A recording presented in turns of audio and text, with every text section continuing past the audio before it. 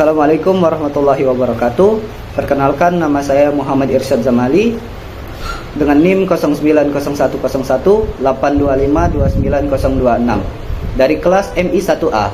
Di sini saya akan menjelaskan materi algoritma dan pemrograman sebagai tugas dari dosen pengampu Bapak Dr. Abdiansa, Eskom MCS.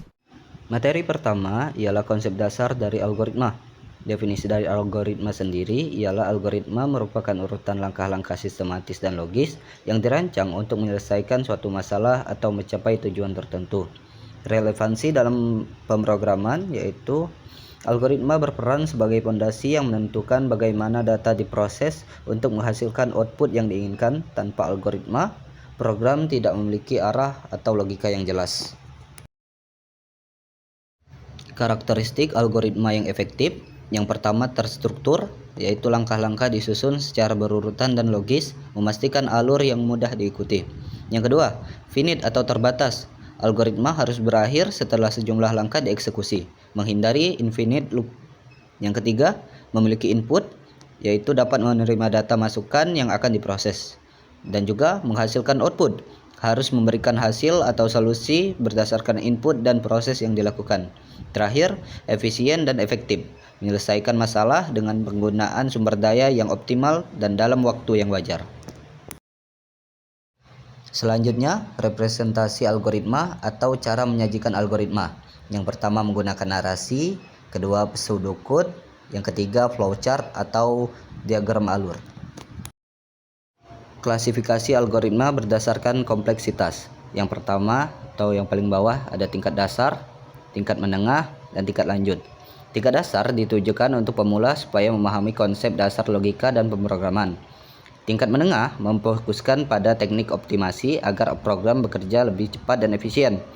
Tingkat lanjut digunakan dalam penelitian dan pengembangan teknologi canggih seperti kecerdasan buatan dan komputasi paralel. Algoritma sekuensial.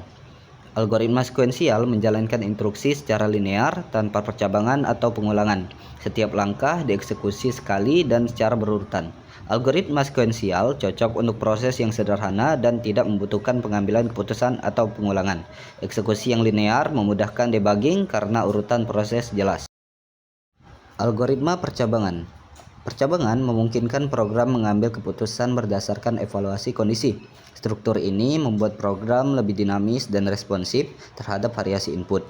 Jenis-jenis percabangan: yang pertama, percabangan tunggal if, mengeksekusi blok kode jika kode terpenuhi. Kedua, percabangan ganda if else, memiliki dua alternatif eksekusi berdasarkan kondisi. Yang ketiga, percabangan majemuk if else, menangani multiple kondisi secara berurutan. Yang terakhir, percabangan bersarang nested if, percabangan di dalam percabangan untuk logika yang lebih kompleks. Selanjutnya, algoritma perulangan. Fungsi dan pentingnya: perulangan memungkinkan eksekusi blok kode secara berulang tanpa menulis kode yang sama multi times, meningkatkan efisiensi dan mengurangi redundansi dalam pemrograman.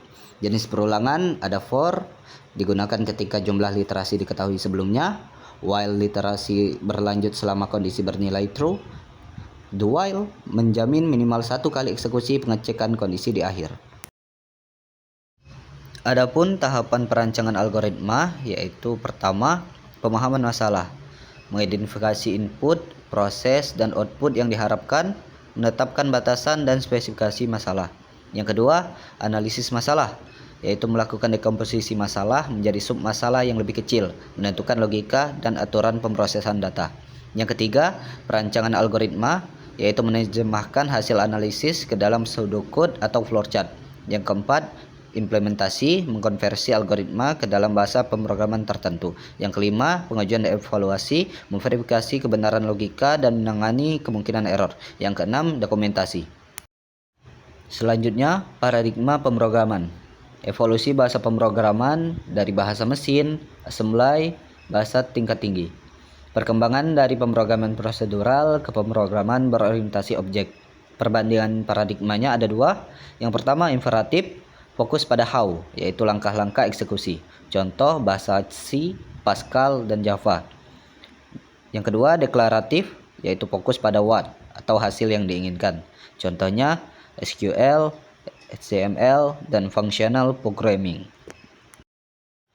Pemrograman terstruktur. Prinsip dasarnya ada sequence, yaitu eksekusi berurutan, selection, pemilihan berdasarkan kondisi, iteration, pengulangan proses. Manfaat penerapannya, kode lebih terorganisir dan mudah dipahami, mempermudah proses debugging dan testing, serta mendukung pengembangan perangkat lunak yang terukur. Terakhir, struktur kontrol dalam C++.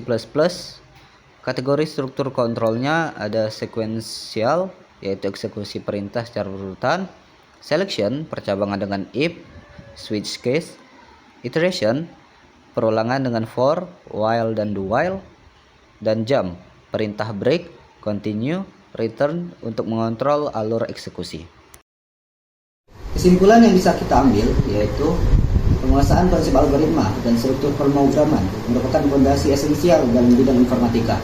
Kemampuan untuk merancang algoritma yang efektif dan mengimplementasikannya dalam kode yang terstruktur akan menentukan kualitas solusi perangkat lunak yang dikembangkan. Terus berlatih dan mengembangkan pola pikir merupakan kunci kesuksesan dalam karir pemrograman.